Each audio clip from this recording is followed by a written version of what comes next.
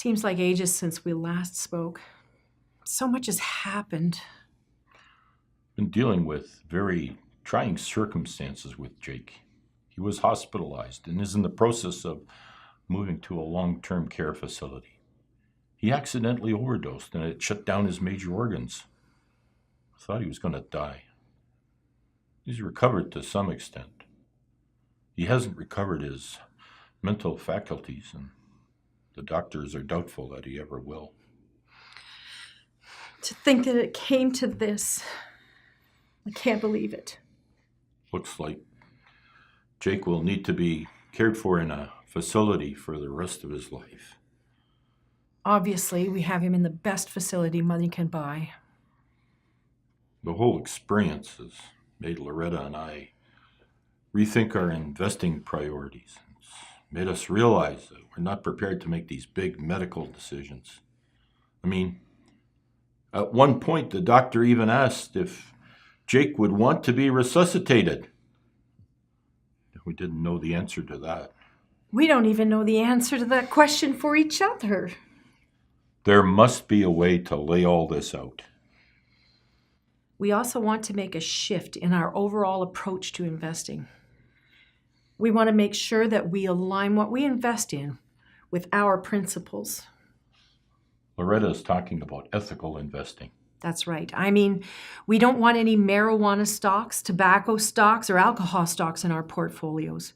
Not after what's happened with Jake. Could you do some research on ethical investing for us and lay out what it actually means and what are our options if we want to invest that way? I'd be interested in knowing how much return we will be giving up by moving to ethical investing and how flexible the options are to exclude one section over another. I mean, I have no objection to U.S. defense stocks, and I think they offer good growth and returns. If we go down this ethical investing route, does that mean all those stocks are off the table too? I guess it's a slippery slope. What about soft drinks or candy companies? Must get confusing. I suppose you'll let us know, though, what's out there and what's considered an ethical stock and what's not. I also think you've had enough time to get to know us and our investment objective. It's time that you laid out our entire financial plan, soup to nuts, as they say. Yes. It'd be good to see it all in one place.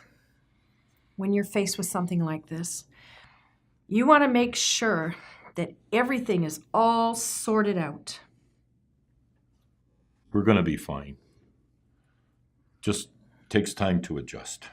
I know, Stephen. It's just been so hard for so long. And for it to come to this... No point in rehashing the past. We need to move forward. I know. It's just hard. We've been fortunate in many ways, but as Loretta says, it's also been hard for us. We'll leave you to your work. We look forward to seeing our plan laid out for next time. Bye.